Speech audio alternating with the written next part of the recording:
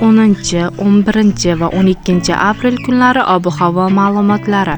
Assalomu alaykum aziz kuzatuvchi, kanalimizga xush kelibsiz. Kanalimizda yangi bo'lsangiz, obuna bo'lishni unutmang.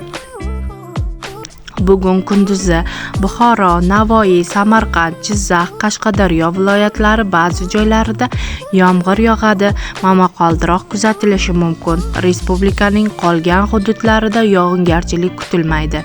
11 va 12 aprel kunlari O'zbekiston hududining katta qismida yog'ingarchilik kutilmaydi. Faqat Samarqand, Jizzax viloyatlarida, ayrim joylarida va Farg'ona vodiysi viloyatlarida ba'zi joylarda momaqaldiroq bilan qisqa muddatli yomg'ir yog'adi. Harorat kechasi 8-13 daraja, kunduzi 20-25 daraja bo'ladi.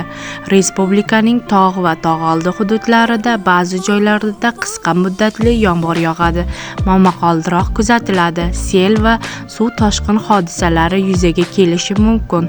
Toshkentda 10 va 11-12 aprel kunlari yog'ingarchilik kutilmaydi. Shamol sharqdan biroz o'rtacha tezlikda esadi.